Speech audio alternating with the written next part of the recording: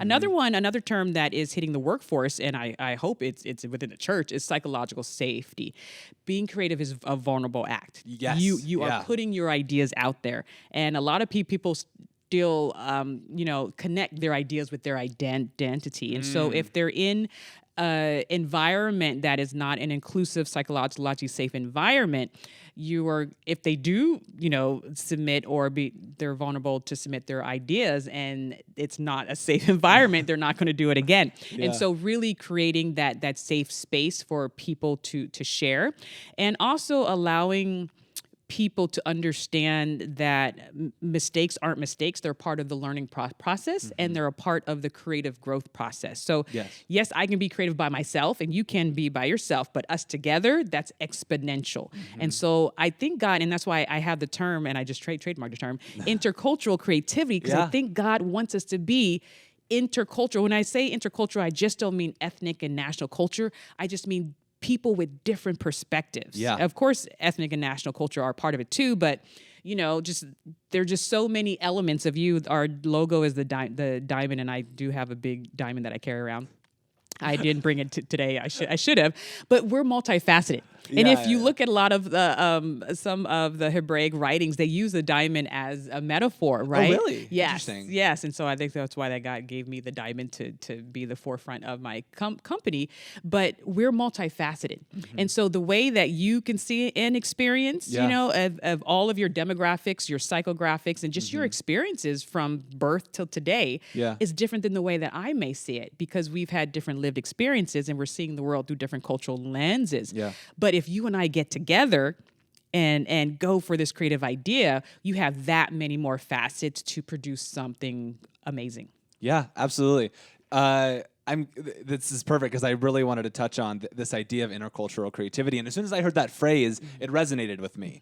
And it's, I think, an exciting thing. And I'm curious, just kind of, you already shared this a little bit, but just, what value is there in observing? You mentioned being observant and engaging with other cultures, people that maybe you're not as familiar with, that are outside of kind of your own personal bubble. What value do you see in doing that? Well, the beauty, if you look in the Old Testament, when Moses was like on the mountain one of the many times, right? And there was the one time where they had a lot of leaders with them, like 70 leaders. And I remember one of the writers wrote about that, and it said that just God wanted as many different perspectives, and as many different thoughts, and just a conversation there. And so I believe that God has given me this idea of intercultural creativity because we are supposed to be coming together. God is a collective God. He believes, at least in my studies, that yes, we are individuals and we celebrate that, but we want to celebrate unified diversity. If God wanted us all to be exactly the same, we would all look like robots and there would be no differentiation. But the reason why we're all made differently and we're beautiful in our own way is beautiful, but I believe God just wants us to come together with that beauty to create even more beauty. And so when I am able to be open to you, open-mindedness is the number one trait of creative people and interculturally competent people. If I'm open to you and not judgmental, and I'm open to hearing your story and hearing your perspective on a particular experience, that opens my mind up even more. And so my work focuses the fact that people don't understand that when you're closed-minded, when you're prejudiced, when you're discriminatory, when you're, big, you can go through all the words, it actually, you're shooting yourself in the foot because it closes off your ability to think even more creatively, because creativity is all about combining unobvious associations. Yeah. And so if you're in your own world, and sadly, it's sometimes not to their fault of their own. There's people who haven't even left their own town, and they're around only people who think like them. Yeah.